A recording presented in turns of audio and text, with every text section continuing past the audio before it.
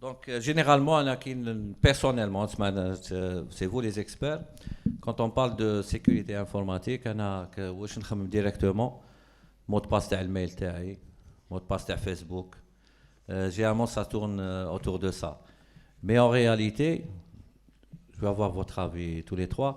Quand on parle de sécurité informatique, ça englobe quoi? C'est-à-dire, c'est quoi exactement assurer la sécurité d'un système ou d'un serveur ou d'un data center, d'après vous? Salam alaikum.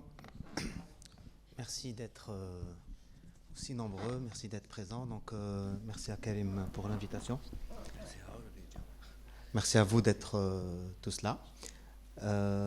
Quand on parle de sécurité, oui, ça veut dire beaucoup de choses. Pour répondre à la première question, oui, ça serait un peu dangereux de perdre votre mot de passe. Il est compromis quand vous perdez votre mot de passe Facebook. Qu'est-ce que vous perdez derrière? C'est la question, elle est là. Si quelqu'un d'autre accède à votre compte, qu'est-ce que vous perdez? Donc, je vous retourne la question. Qu'est-ce qu'on perd si quelqu'un accède à votre email? Quelle est la frustration que vous avez? À peu près 5 millions de dollars, de mes comptes, mes cartes de crédit. Mais... Très bien. Donc, on a quelque chose à protéger. Donc, la sécurité, c'est pareil. C'est un ensemble de moyens, un ensemble de dispositifs qui visent à protéger trois petites choses, mais qui ne sont pas des moindres, qui protègent la confidentialité de l'information, l'intégrité. Donc, confidentialité, c'est on s'assure que c'est que Karim qui accède à son compte. D'accord? C'est lui, pas quelqu'un d'autre. Confidentialité, c'est accéder à votre information, que pas n'importe qui accède à cette information. On protège aussi l'intégrité. C'est quoi l'intégrité? C'est s'assurer que l'information est intègre. Et la disponibilité de l'information. D'accord? On a toujours des choses à protéger. Pourquoi? Parce que le système d'information est un patrimoine de l'entreprise. Pourquoi? Parce que les données que les clients ou tiers nous confient, c'est aussi un patrimoine de l'entreprise. Donc c'est quelque chose à protéger.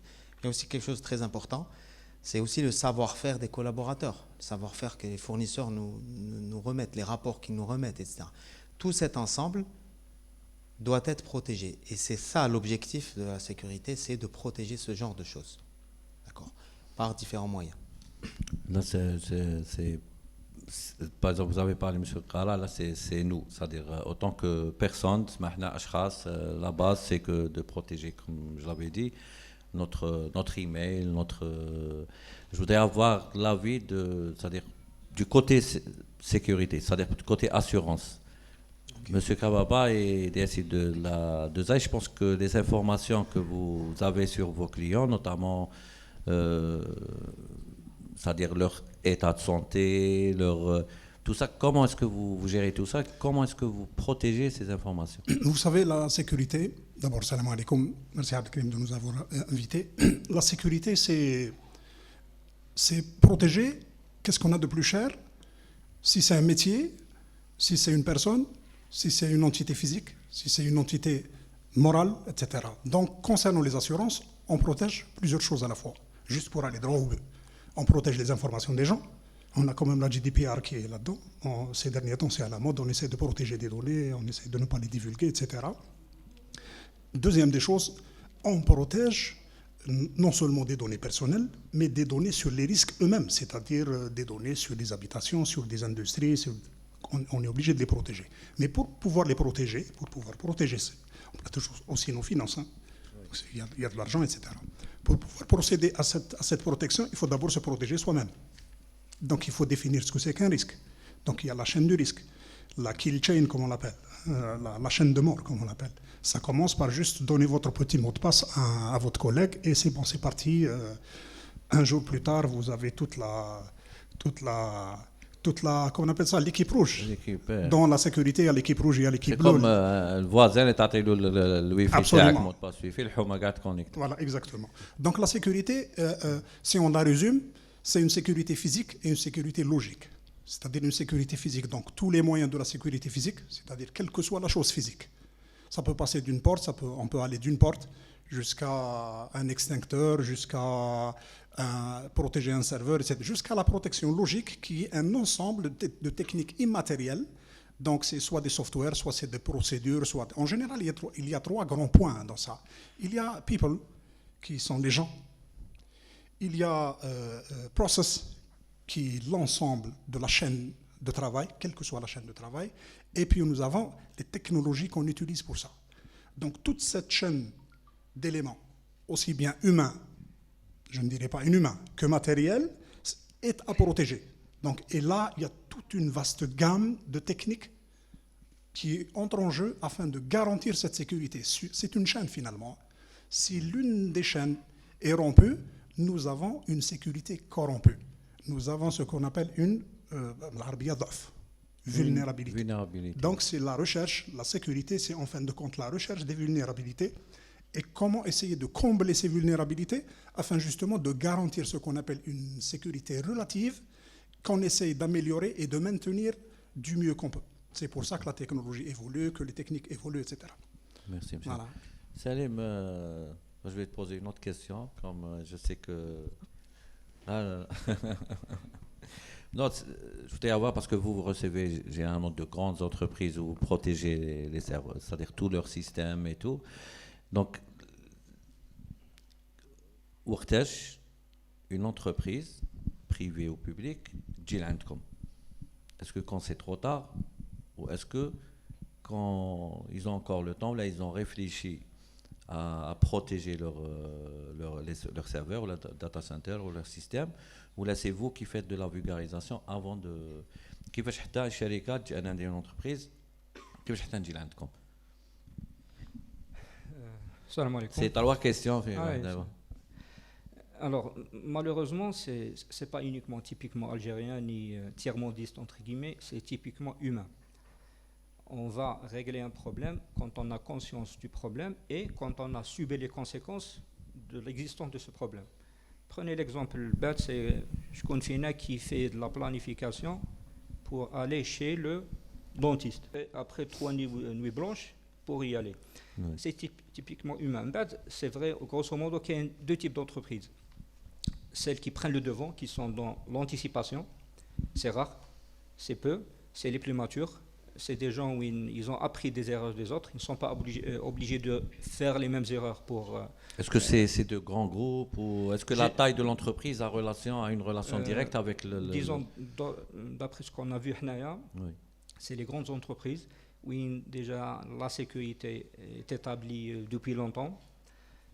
Ils sont dans une optique d'amélioration parce qu'ils ont pris conscience que ça ne sera jamais suffisant face aux attaquants, face à la sophistication grandissante des attaques. Mais la majorité, c'est mieux que rien, c'est qu'après un incident, il y en a qui répondent ponctuellement. On colmate la petite brèche qui a été utilisée, on achète un équipement. Il y en a d'autres qui ont, à mon avis, ils ont pris vraiment conscience du problème, c'est qu'ils mettent en place un plan. J'aime pas utiliser le mot avec stratégie, ça fait peur, mais bon, c'est une feuille de route à la Belhem. Si c'est arrivé ce jour-là, ça peut arriver à notre jour. Il faut mettre en place les mesures qui permettent d'arrêter dans l'avenir ce genre de situation. Pour résumer, la majorité, malheureusement, on est dans ce cas. Oui. Quelques-unes ont cette maturité d'anticiper, de faire dans le préventif. Est-ce que déjà, ces process que ou ce plan, pour ne pas dire stratégique, pour ne pas faire peur, est-ce qu'il y a des normes sur ça? Est-ce que c'est suivant l'expérience, comme je vous parle à vous trois, que vous établissez un process de sécurité ou des paliers de sécurité, ou bien est-ce qu'il y a des normes ISO ou des références à ça? Comment que ça se passe? Puisque c'est un métier en lui-même. Si je peux enchaîner, justement, a quelque chose d'important que j'essaye de faire passer à toutes mes connaissances, à mes collègues ou à mes clients, c'est que la sécurité, c'est une histoire de bon sens. Donc, les référentiels, les standards. Mais le bon sens, ça permet d'avoir quelque chose de solide qui donnera des résultats. C'est quoi le bon sens? Ça a été dit, c'est toujours difficile de parler avec... à la suite des interventions qui ont bien expliqué la chose, mais je vais attaquer le problème d'une autre manière. Oui. C'est que on va se poser des questions simples, du bon sens. Quand je parle de la sécurité, en fin de compte, ce qui est important, c'est le why, pourquoi je le fais. C'est pas par rapport à je vais suivre la mode, ou là parce que j'ai entendu parler de ça, ou là je vais dépenser de l'argent comme ça. C'est pourquoi je veux faire de la sécurité. En fin de compte, je veux protéger quoi? Je prends maintenant l'exemple, c'est Karim, vous avez une agence de communication, c'est ça? Non, l'exemple c'est quand on s'est fait attaquer le site AGA 2.0. Très bien, on va vous prendre comme exemple. Voilà. Je parle de l'activité que parce vous que je ne suis menez. pas une grande entreprise. Alors, il faudra identifier qu'est-ce que j'ai d'important à protéger. Pourquoi je dois investir du temps, de la ressource, faire venir des consultants ou là, recruter des spécialistes? Pourquoi je dois le faire? J'ai des choses importantes pour moi, pour une entreprise, qui vont faire que je continue à faire du business, je continue à grandir, à croître. Il faut identifier ces choses-là. On doit identifier qu'est-ce que je dois protéger. C'est du bon sens. Oui.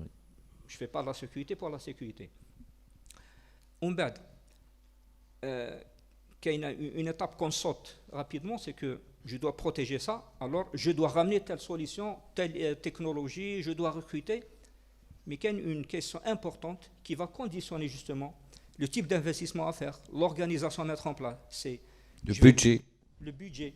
Je vais protéger les informations, les données, les actifs, les plateformes.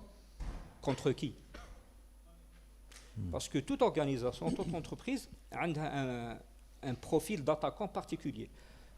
Vous avez parlé maintenant d'une attaque des DOS, les personnes ou l'entité ou la personne, je ne sais pas, qui vous a visé ne sera pas sûrement la même ou le même groupe qui visera une banque, qui visera une entreprise, une administration. C'est des profils différents. Alors, les menaces sont des catégories. Chaque catégorie a les moyens, a les capacités. Ça va du script qui dit celui qui récupère des scripts, des outils d'Internet et lance des attaques aveugles, ne connaissant même pas ce qu'il y a dedans. On va les black hats, les un petit peu professionnels, qui est le groupement de hackers, c'est de la cybercriminalité, il y a de l'aspect financier derrière. On va les groupes qui agissent au nom d'autres organisations ou au nom d'États. Chaque catégorie a les moyens, a les modes opératoires. Alors, quand je fais l'analyse, je vais protéger mes informations, mes données, mon infrastructure, ton site web, mes données, les clients, contre la menace. Catégorie 1, 2, 3. Alors, chaque menace, je dois mettre en place tel type de mesures qui vont conditionner justement quelle technologie utiliser, quel budget mettre en place, quelle organisation mettre en place. Comme ça, on ne va pas tomber dans soit le surdimensionnement, je vais acheter la dernière technologie, or c'est souvent le cas, je ne vais l'utiliser qu'à 10%. Ou là, je vais acheter quelque chose de basique que le premier venu, par rapport à la menace que j'ai identifiée, va passer facilement. Une fois les deux étapes, je protège quoi? Contre qui? Là, je vais mettre en place tout ce qui est mesures, sécurité controls, ça va de l'organisationnel à la technique. Jusqu'à présent, c'est du bon sens. L'expertise réelle, justement, c'est le dimensionnement, le choix, le déploiement, l'optimisation des sécurité controls. Vous avez fait. Oui, bien sûr. Je peux enchaîner sur ce qu'a dit le monsieur. C'est Salim. En fin de compte, dans le temps, il y a toujours ce qu'on appelle des révolutions. Ça veut dire il y a des moments où des choses changent de nature. C'est ce qu'on appelle un paradigm shift. C'est-à-dire des choses qui changent. En fait, avant la numérisation et après la numérisation, ce sont deux mondes complètement différents. Même les Algériens le sont aujourd'hui. Il y a dans le concept des populations scientifiques ou la technique ou la normale, c'est-à-dire il y a ce qu'on appelle les digital natives et les digital migrants, c'est-à-dire les gens qui sont nés dans la digitalisation et les gens, par exemple, et les gens qui ont migré vers la digitalisation ou vers le numérique comme moi, même si je suis comme devenu oui, même si avec le temps on arrive à devenir expert, mais on n'a pas la pensée, ça veut dire on n'est pas né dans la digitalisation, on n'est pas natif dans ça. Par analogie à ces deux types de concepts, nous avons la security native, security immigrant. C'est-à-dire, vous êtes né dans les principes de la sécurité ou là, vous êtes en train de migrer vers les principes de la sécurité. Et là, on définit deux types d'entreprises. Je reviens tout de suite à l'entreprise. Nous avons les entreprises modernes qui sont nées dans la sécurité, c'est-à-dire dans le standard de gestion de TAM, vous avez quelque chose qu'on appelle le risque. Ils gèrent le risque. Ils le gèrent à tous les niveaux. Ça veut dire au niveau IT, au niveau management, au niveau finance. Donc vous avez risk IT, vous avez risk management, okay? Vous avez voilà, financial risk, etc. C'est-à-dire que nous avons ici deux types d'entreprises au Jazair. Il y en a qui sont nouvelles, donc elles ont adopté tout de suite les grands standards et les grands principes de la sécurité dans leur propre organisation. C'est-à-dire qu'à l'intérieur, ils sont gérés par le risque. Ils sont gérés par la peur. Mais c'est une vérité, hein, parce que les entreprises ados, en général, elles sont cotées en bourse. Ou là, on peut parler de Jumia, ou là, pour ne pas parler des grandes entreprises américaines. Ils sont nés dans le risque, c'est-à-dire qu'ils ont peur tout le temps. Ils ont peur pour ce qu'ils ont de plus cher, leurs finances, leurs capitaux, leurs engagements, liabilities, etc.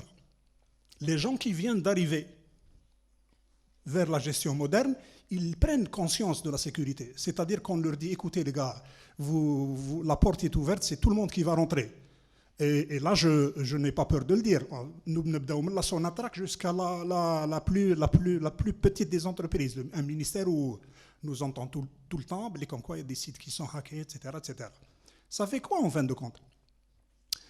Je vais vous donner en plein mille une information. Nous sommes dans le chaînage des entreprises qui sont des plus sécurisées, des pays, hein, les plus sécurisés vers les moins sécurisés. Nous sommes les troisièmes en commençant par le bas. Ah, c'était content en commençant par le haut. Nous sommes les troisièmes en commençant. Peut-être c'est le Tanzania ou je ne sais pas, un machin de petits pays qui sont. Pour une raison très simple. La segmentation, l'étude des risques, écoutez, nous avons quelque chose qu'on appelle le risk mitigation. C'est-à-dire quoi? C'est la réduction des risques. D'abord, c'est un concept, c'est une question de bon sens. Je vais réduire quoi?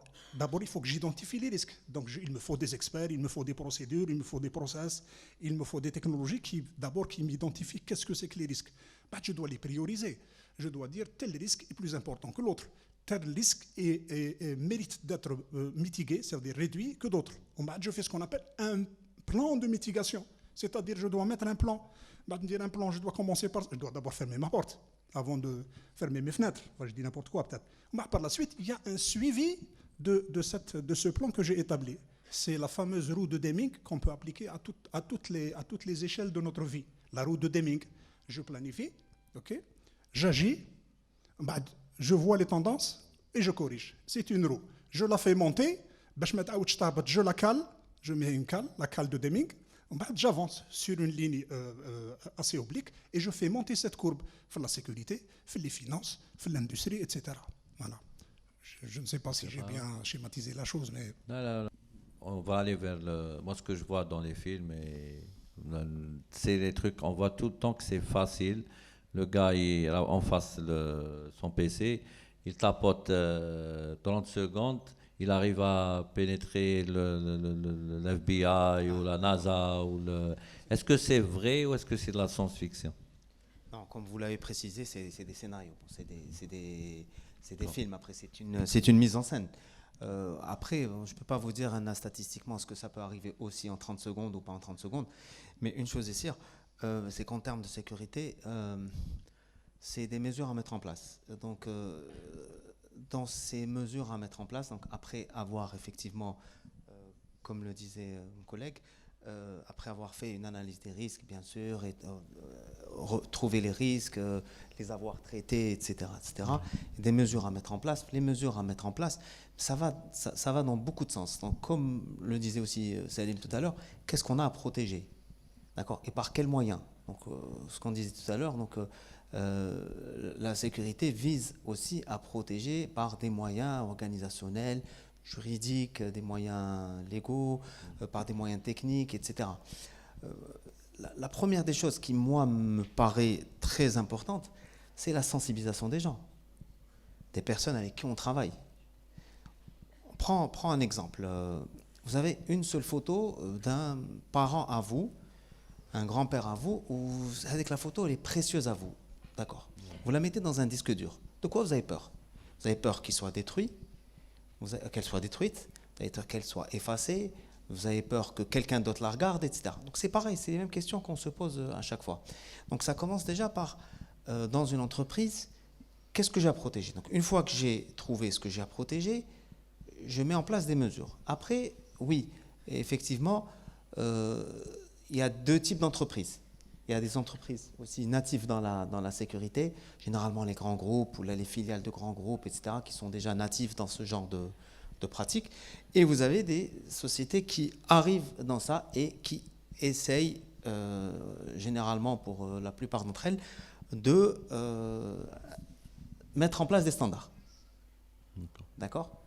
Moi, je pense que la sécurité n'est pas une fin en soi, mais les temps changent et pour moi, c'est très très important déjà par la sensibilisation des gens. Une des mesures déjà, c'est sensibiliser les gens. J'avais fait une intervention une fois dans un événement où je devais parler. Peut-être comme un schéma, par exemple, vous recevez, il dit un mail, il dit que voici fait un fichier zip. يقول لك تيان هم لك لي فوتو تاعك تاع كي تلاقينا السمانه اللي فاتت في باتنا وانتوما تكونوا ديجا صح رحتوا لباتنا كاش وزالي فيغ تقولوا سيرمون هاد السيد نسيتو واش ديروا تفتحوا ومن بعد واش يصرى في لي زيميل تاعكم ولا في باز دو دوني تاعكم بصح كيفاش حتى فتحتوا السيد من جاب لانفورماسيون باللي راكم كنتوا في باتنا ولا بالك لي كبار ولا كنت مع خاوتك ولا اون فامي ولا سيكو تبعك في فيسبوك تبعك في انستغرام تبعك في لي ريزو سوسيو يشوف بالك دير نتا اون فوتو وين من اللور يبان الماتريكول تاع لا فواتور تاعك ولا النيميرو تاع لا ميزون تاعك ولا ما على باليش ويعطيك هاد لي زانفورماسيون pour lui faire confiance باش نتوما تثيقوا فيه ومن بعد vous êtes facilement piratable, c'est la base, c'est-à-dire à travers un email. Et j'avais fait ça à des administrateurs, parce que un administrateur fait une entreprise publique, il استعمل الميل تاعو professionnel, يستعملوا باش il s'enregistre في une application mobile. ما على بالناش تعمل شكون دارها.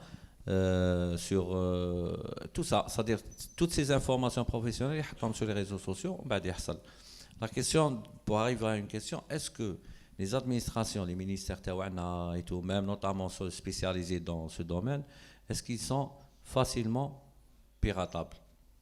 Ou est-ce qu'ils sont, la bonne question, est-ce qu'ils sont aussi sécurisés que les ministères d'autres pays, de Tunisie ou là, du Maroc ou là? Alors, en voyant les statistiques, déjà le premier problème, c'est qu'on n'a pas de statistiques. Il n'y a pas de data en Algérie, à ma connaissance, j'ai toujours relevé ça. On ne peut pas prendre des décisions sans statistiques, mais on peut faire de l'extrapolation. En matière de technologie, on est très en retard. En matière de maîtrise, on est très en retard, forcément. En matière de protection, de maturité, on sera en retard par rapport aux autres. Alors, les premiers de la classe... Déjà, vous faites le work. D'accord. Déjà en retard. Alors, les premiers de la classe... leurs entreprises, grandes entreprises qui contiennent ou qui ont des données vraiment sensibles et valorisées par les attaquants sont souvent attaquées avec succès, sont souvent breachées, pénétrées. Alors, là, c'est le dilemme. Est-ce qu'il y arrivera un jour où on trouvera une société ou là une entreprise qui ne sera plus à câble? Il n'y aura plus de possibilité de sécurité 100%. Est-ce que ça existe sécurité ou non? 100%, je ne crois pas. Déjà, vous avez très bien expliqué le concept qui est la porte d'entrée à 90% des attaques qui ont réussi de par le monde. C'est tout ce qui est social engineering à travers l'email. Ça marche toujours parce que ça touche le maillon le plus faible, c'est l'humain. Surtout que vous avez gagné 1 million d'euros. Il y a des gens... gens... déjà message, vous avez gagné quelque chose. Ça, 80%. Et qui a gagné la question, non, la question, peut-être que كاين منها واحدة.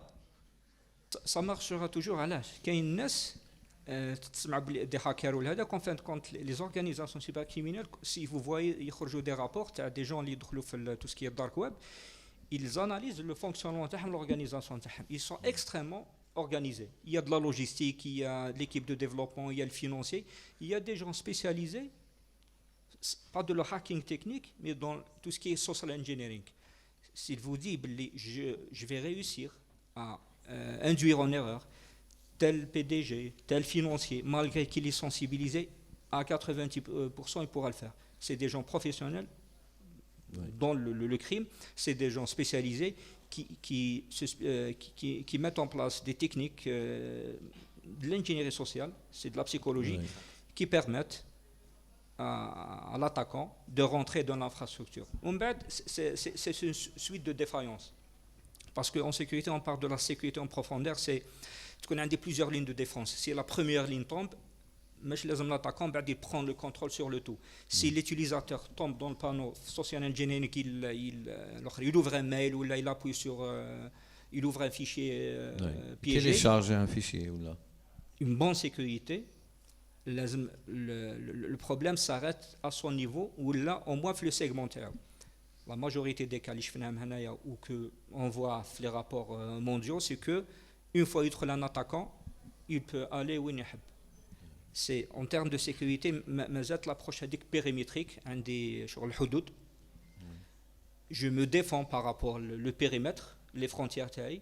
Derrière, c'est la sécurité. C'est pour ça que qui suivent un petit peu, il y a un nouveau, je dirais pas un nouveau concept, mais c'est la mode, mais c'est toujours du bon sens. J'insiste, la sécurité c'est du bon sens. Ça s'appelle zero trust. C'est que je fais confiance à personne. Un utilisateur interne n'est pas différent en termes de risque par rapport à un attaquant mbara. Les technologies, les nouvelles technologies, tout ce qui est mobile, tout ce qui est bring your own device, l'équipementier, le portable, le smartphone, il peut accéder à l'entreprise, il peut se connecter où il veut, fait qu'il n'y a plus de frontières. Il faut considérer tout le monde comme source de risque. Zéro test, suspect, exactement. On doit mettre en place un nouveau paradigme qu'on doit se protéger d'une manière globale. Oui, je voudrais juste, c'est que Salim, il a le toupet, il a l'intelligence d'introduire des sujets qui sont assez spéciaux. C'est qu'en fin de compte, c'est pas qu'on n'a pas de statistiques au niveau de l'Algérie, c'est que c'est un nouveau domaine, donc les statistiques viennent d'ailleurs. C'est pas nous les repères, c'est eux les repères. C'est là où on a mis les technologies, c'est là où on va voir les repères. Donc ce qu'ils disent, eux, ils ont plus que des statistiques, ils ont de l'actuariat. C'est-à-dire qu'ils ont des bases de données actuariales, qui peuvent faire même des prédictions, ce qu'on appelle les forecasts. C'est-à-dire qu'est-ce qui va se passer dans 2, 3, 4, 5, 1 mois, etc. Dans les finances, dans la sécurité, etc. Et qu'est-ce qu'ils nous disent, eux? Ils disent que plus de 60% des attaques viennent de l'intérieur. Vous savez ce que c'est? C'est un principe ancien, c'est-à-dire si vous l'avez à la maison, vous êtes foutu. Voilà. Donc, si on a 60 à 70% des attaques qui viennent de l'intérieur, il faudra prévoir toute une stratégie pour la protection de l'intérieur. Et c'est pour ça que je dis à ces jeunes-là, attention, si vous perdez votre mobile, vous avez perdu votre vie, c'est votre profil. C'est quelqu'un qui va épouser votre vie, il va la prendre, il va vous la prendre et vous serez déçus pendant des mois et des mois, ils vont contacter vos connaissances, ils vont prendre vos photos, etc. etc. Donc ce qu'il faudra faire, c'est quoi? C'est prendre conscience que nous sommes le risque pour nous-mêmes. Si on prend, mais pas devenir paranoïaque quand même, hein, il ne faut pas devenir quand même assez.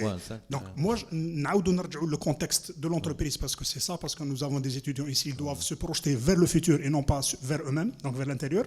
C'est juste qu'ils doivent prendre de bonnes habitudes, c'est faire les choses comme il se doit.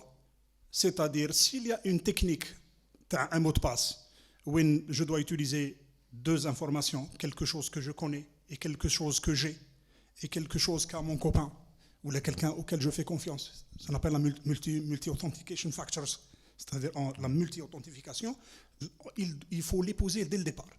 C'est-à-dire, l'entreprise avec un esprit qui sait ce que c'est que la sécurité, il lui reste juste les process, les procédures, les outils, les technologies et les chefs qui lui disent, écoute, si quelqu'un rentre, on te met à la porte.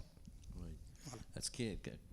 J'aimerais rajouter quelque chose, ça m'a interpellé ce que vous avez dit tout à l'heure. Vous avez dit que soit on est natif, soit on migre. Je pense que la génération Tana est migrante, mais je pense qu'eux sont natifs. Donc c'est les futurs responsables, ils sont là, c'est les futurs responsables des entreprises, etc. Donc ils sont plus sensibilisés que nous qui avons mis les pieds, il y a un certain temps, mais eux, ils rentrent directement en plein pied. Voilà, c'était juste pour confirmer ce que vous disiez tout à l'heure. Très bien.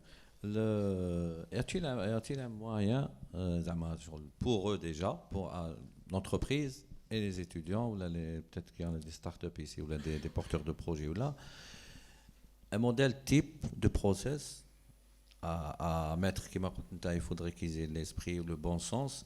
C'est quoi le bon sens? C'est-à-dire, est-ce qu'il y a une méthode à faire quand on débute? Voilà ce qu'il faut que je fasse, voilà ce qu'il faut que je fasse. L'email, je l'ouvre uniquement d'un poste ou je sais pas. Pour la plus facile des choses, pour l'entreprise et pour une personne elle-même. Je vais Le répéter. B.A.B.A. mais le B.A.B.A. Justement, je vais répéter ce que j'ai dit. C'est une histoire de bon sens parce que à la fin, vous trouvez différentes normes et standards, ISO 27000, le NIST, PCI-DSS, du SWIFT, secteur bancaire. Mais quand vous essayez de prendre du recul par rapport au shkein fil contenu, c'est du bon sens. Par exemple, nous, on essaie d'être pragmatique et réalistique. C'est qu'on a un standard, un référentiel américain, le NIST, l'Institut de standardisation, qu'on s'est inspiré de la démarche d'ANA. Il est articulé, c'est du bon sens, sur 5 fonctions. C'est que identify, je vais identifier qu'est-ce que j'ai à protéger. C'est en fonction du périmètre. Ça peut prendre des mois, comme ça peut être quelques heures. Je dois identifier qu'est-ce que j'ai à protéger. Je dois identifier contre qui je dois les protéger. Les entreprises les plus matures, ça devient une analyse des risques et de la menace avec la priorisation. Mais le concept est lui-même. J'identifie qu'est-ce que j'ai à protéger contre qui. Je mets en place des briques. La première brique, c'est protection. Protect.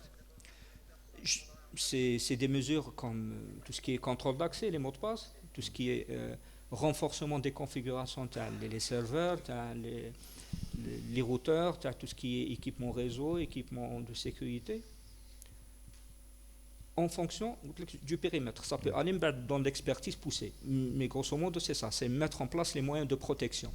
Et comme la protection est toujours faillible, celui qui va se baser uniquement sur la protection, je peux parier avec lui, il sera breaché au lendemain. Il faut mettre en place detection. C'est que je mets de la protection, ils vont passer. La protection, c'est une barre. J'essaie de l'élever autant que possible, mais il y aura toujours qui vont passer. Le vrai challenge, c'est les détecter. Détecter, en fin de compte, c'est mettre de la visibilité. J'ai tel comportement qui est anormal sur le réseau TI, sur le système TI. Une anomalie. Une anomalie, exactement. C'est anomalie detection. La détection, il y a 2 outils basiques, des réflexes basiques, comme ça peut être une expertise en termes de technologie, de process. Une fois mis en place la détection, ils sont pragmatiques, les référentiels. Notre approche TNI, détection, il y aura toujours des attaquants qui vont réussir. Là, l'autre fonction, c'est respond, c'est répondre à l'attaque, gérer l'incident, arrêter la propagation d'un virus, arrêter les accès d'un attaquant qui a pris le contrôle à une partie, remettre les accès légitimes, éliminer les utilisateurs qui ont été créés, les virus qui ont été plantés un peu partout sur le réseau. Une fois respond, la dernière fonction, c'est recover. Recover, c'est retourner au fonctionnement normal. C'est de la résilience. Le cas que j'ai vu sur la page Facebook, c'est qu'après des DOS attaques, vous avez justement assuré une résilience, vous avez mis le programme sur un share drive. Voilà. Ce qui est important, ce n'était pas que je réponde à l'attaque en elle-même frontale, c'est que je continue à fonctionner. Ce qui est important pour toi, c'était de continuer à fonctionner, c'est de la résilience. Alors, j'insiste, c'est simple, identifier, mettre de la protection, de la détection, répondre à une attaque qui a réussi et revenir au fonctionnement normal. Si vous analysez les autres frameworks, les autres standards, l'ISO, PCI-DSS, tout ce que vous voulez, il y a des différences, l'application, le détail des mesures. Mais l'esprit, gardez ça, c'est pas sorcier, c'est du bon sens. Donc, là, on parle de process ou de comment faire les bases pour réfléchir, disons, à une méthode pour se munir de ces attaques. La question à vous trois.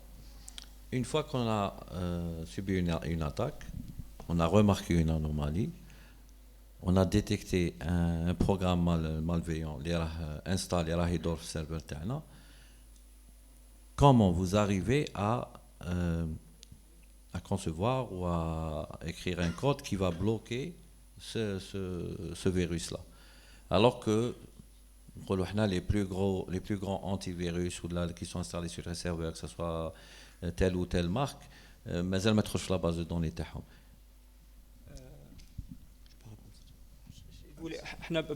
Je peux répondre rapidement parce que mes collègues, ils venaient de gérer un incident qui est Magdab dans une grande entreprise. C'était un type de malware particulier. Je ne peux pas rentrer dans le détail, mais bon. Non, c'est par rapport à un rapport de...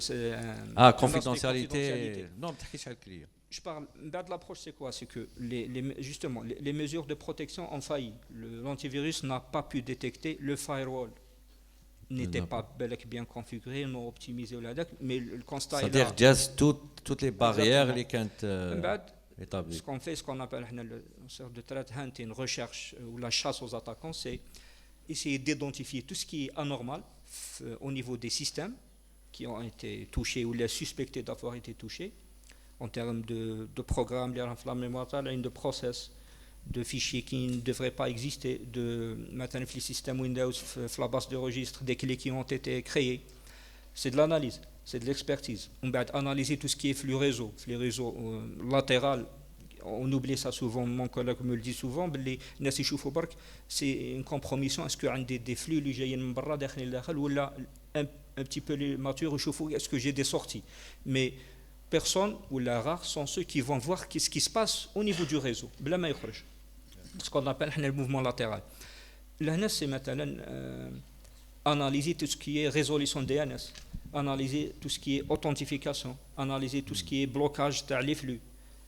À partir de là, on relève ce qu'ils appellent le domaine les IOC, Indicator of Compromise.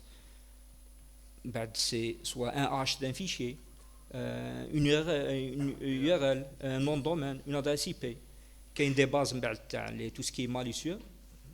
Vous pouvez vérifier et va vous dire que probablement c'est tel type de malware qui fonctionne de telle manière. Là, c'est identifié.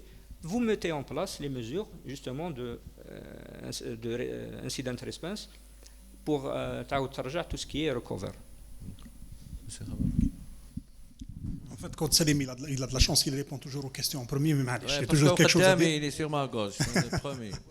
Alors c'est très simple, c'est très simple. Vous savez que le concept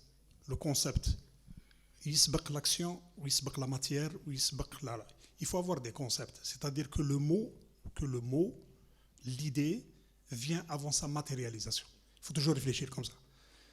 Au départ, ce qu'appelle Salim le bon sens, un nom technique, les bonnes pratiques.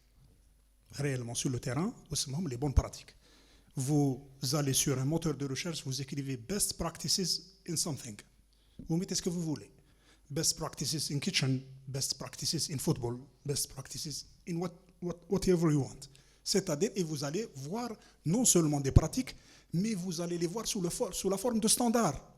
C'est-à-dire que pour gérer une infrastructure informatique, vous avez ITIL, Information Technology Infrastructure Library. Vous avez un standard complet pour ça. Et c'est un ensemble de bonnes pratiques. Maintenant, je vais vous dire la chose de la manière suivante. Il faut être mature pour parler à la sécurité, pour vraiment parler de sécurité. Nous avons de la maturité dans les procédures, nous avons de la maturité dans les personnes, nous avons de la maturité dans les technologies. Si vous avez ces trois, vous n'êtes pas sécurisé à 100%, vous êtes sécurisé à un grand pourcentage. Vous avez des méthodes pour pallier aux pénétrations, vous avez des méthodes pour pouvoir évoluer, vous avez des méthodes pour pouvoir changer votre technologie, vous avez des méthodes pour tout faire. Si vous avez une maturité complète, vous n'êtes pas en sécurité à 100%. C'est-à-dire que vous êtes paré aux événements de sécurité. Que vous ayez un CIEM, ou un SOC, ou un système d'IOC, etc., pour ne pas rentrer dans les mots techniques, le tout, vous commencez par le mot suivant, best practices. Juste après, vous passez au standard. Il y a des investissements, évidemment, pour les gens qui sont ici, qui ont des entreprises. Vous avez de l'argent à faire. Mais c'est de l'argent, mais C'est-à-dire que vous avez 20 à 30% de votre budget qui doit partir sur les infrastructures. Vous avez des routeurs, des firewalls, etc., etc. Maintenant, est-ce que c'est nous qui écrivons ces codes pour parer à ces menaces? Non, ce n'est pas nous. Nous achetons des licences.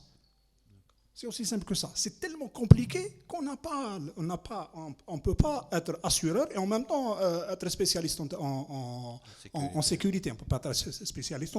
أهل مكة أدرى بشعابها. Et puis on dit واسألوا أهل الذكر إن كنتم لا تعلمون. C'est aussi simple que ça. Le PDG de l'AGN des assurances, la 2A, il s'est excusé avec le téléphone, il devait prendre un vol. Donc, comme ce n'est que partie remise la prochaine fois. Mais ça nous arrange, vous me la donnez à moi, c'est mon dire. Pardon messieurs, alors je voulais vous poser s'il vous plaît une petite question. Alors vous avez dit qu'il y avait, d'abord entre la phase où on détecte le problème et la phase où on revient à notre cycle normal. Est-ce que durant cette phase-là, l'entreprise continue de travailler normalement ou est-ce qu'elle doit s'arrêter pour éviter la propagation du problème? Alors, chaque cas est particulier. Je pars du principe qui est quelquefois à contre-courant les spécialistes de la sécurité, la priorité, c'est le business. On peut fonctionner en mode dégradé si on peut le faire en prenant des risques. Je parle, si j'étais manager, mon spécialiste sécurité, je le ferais parce que l'essentiel, ce qui est important, c'est que le business continue à fonctionner. Les gens du technique, les gens de l'informatique, les gens de la sécurité doivent assumer leurs responsabilités. Maintenant, c'est une gestion de crise, c'est une estimation de la situation. C'est pour ça que je vous dis, chaque cas est particulier. Si continuer à travailler en faisant l'assessment va faire perdre ou va faire aggraver la situation, là, ce n'est pas la sécurité, c'est le management qui va prendre la décision, est-ce qu'on va arrêter ou là. Il y a un aspect extrêmement important dont mon ami Nadir est spécialiste, c'est tout ce qui est plan de continuité d'activité. Là, ça va se voir, les mains de Shahada, presque il est foutu. En faisant l'assessment, vous prenez la décision, est-ce qu'on continue à fonctionner en mode normal, en mode dégradé, tout en continuant à gérer l'incident. Et il y a toujours une étape de monitoring qui se fait après un incident, parce que vous considérez maintenant, vous avez nettoyé, vous avez fait sortir l'attaquant, mais vous n'êtes pas sûr à 100%. Il y a toujours une période de monitoring. Et si vous êtes dans un niveau de maturité où on a de la visibilité du monitoring vraiment à travers un SOC, un Security Operations Center, là vous êtes en mode de surveillance permanent. Pour répondre sur la partie continuité d'activité, donc le moment où on va dire un incident, c'est pour généraliser un peu les situations et non pas parler que de sécurité. Quand il y a une entreprise qui s'arrête d'un point A et doit reprendre un point B, c'est aussi des normes, c'est aussi des standards, c'est aussi, je cite, c'est la continuité d'activité, c'est quelque chose qui se prépare aussi. Donc il y a des sociétés qui sont préparées, il y a des sociétés qui subissent. Les sociétés qui sont préparées doivent faire un certain nombre de choses, doivent prendre un certain nombre de mesures pour pouvoir réduire au minimum ou se donner plus de chances pour pouvoir continuer l'activité dans les meilleures conditions. Ces meilleures conditions sont mesurables. Et tout ça, ça se fait avec le management ou peut-être même avec le métier de l'entreprise elle-même. Pourquoi? Parce qu'on a analysé un certain nombre de processus, on a analysé un certain nombre de métiers pour dire que le métier il est vital pour nous, là, il est critique pour nous, ou le métier il est moins critique et moins vital. Donc on va plus se focuser ou la focaliser sur cette activité pour lui donner plus de chances en cas où j'ai un incident pour pouvoir continuer. D'accord. Cette partie-là, elle est mesurable, ce temps-là, il est mesurable, toute cette partie. Il y a de bonnes pratiques aussi, c'est un bon sens aussi. Hein. Donc les bonnes pratiques, vous avez la norme ISO 22301 qui parle de la continuité. Donc on envisage des scénarios, il y a des scénarios d'incidents de sécurité, il y a d'autres scénarios, il y a des dizaines et dizaines de cas. Mais je suis prêt à répondre à d'autres questions si vous le souhaitez. Vous voulez rajouter quelque chose Un tout petit peu, 2 ou 3 phrases.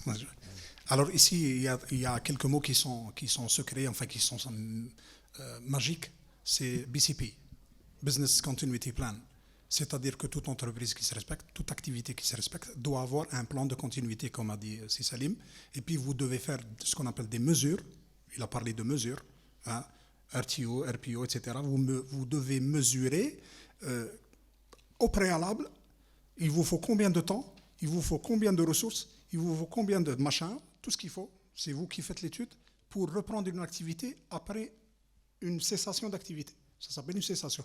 La cessation peut être totale, elle peut être partielle, elle peut être grave, elle peut être endommageante, elle peut nécessiter l'arrêt.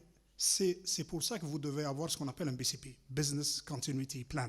C'est-à-dire que vous devez savoir ces choses-là à l'avance. Si vous ne le savez pas, il faut faire appel à des spécialistes comme Salim, ils vont peut-être vous en faire un. Okay? Voilà. Dans ce cas, c'est Nadir. C'est Nadir, il faut appeler Nadir, ok. Bonjour. Bon, si ce n'est pas déjà réalisé, est-ce que le deep learning ou le neural network peut devenir un facteur décisif à la sécurité d'un routeur, que ce soit pour la protection ou pour le respawn? Sécurité d'un routeur, vous avez dit. Ah, d'accord, ça ne va pas changer à la réponse que je vais dire, c'est que je suis complètement ignorant dans le domaine-là. Ce que j'ai retenu des spécialistes, c'est que ces nouveaux concepts, tout ce qui est intelligence artificielle, machine learning, deep learning, c'est une arme à la fois. Multiple tranchant. Exactement, pour l'industrie de la sécurité. Ça s'appelle un six-blade knife.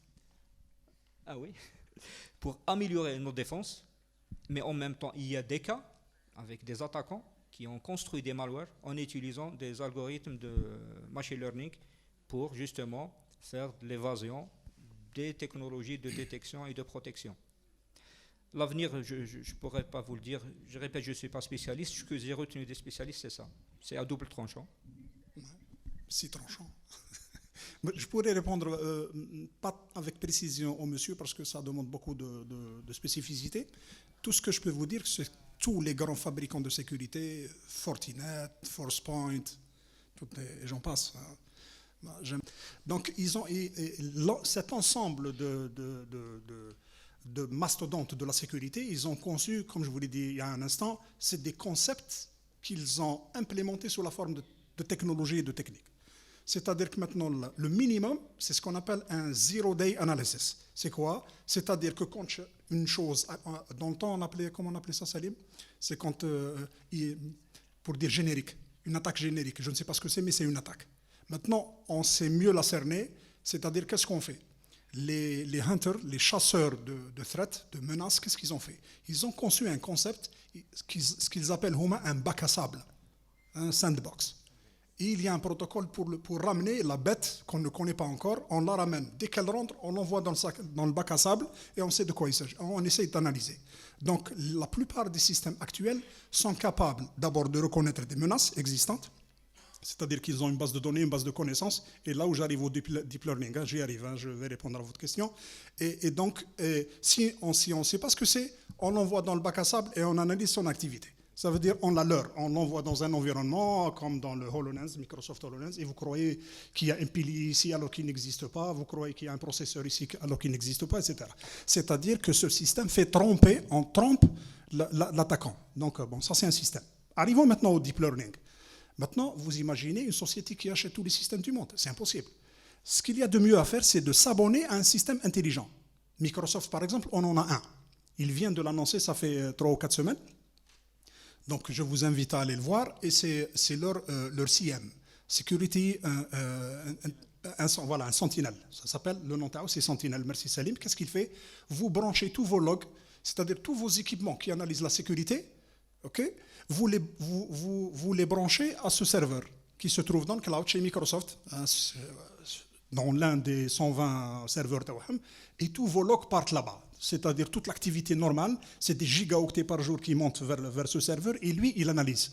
À un moment dit, non seulement il dit qu'est-ce qui va et qu'est-ce qui ne va pas, mais aussi il apprend, parce que le système de deep learning ou de machine learning, ou appelez-le comme vous voulez, donc c'est le fait d'apprendre de nouveaux cas, parce qu'en fin de compte, c'est quoi l'intelligence? Enfin, juste pour répondre à une petite question, c'est le fait de trouver une solution ou d'analyser une situation qu'on ne connaissait pas avant. C'est-à-dire, c'est une faculté de l'être humain. on exagère un peu en disant que les machines sont intelligentes.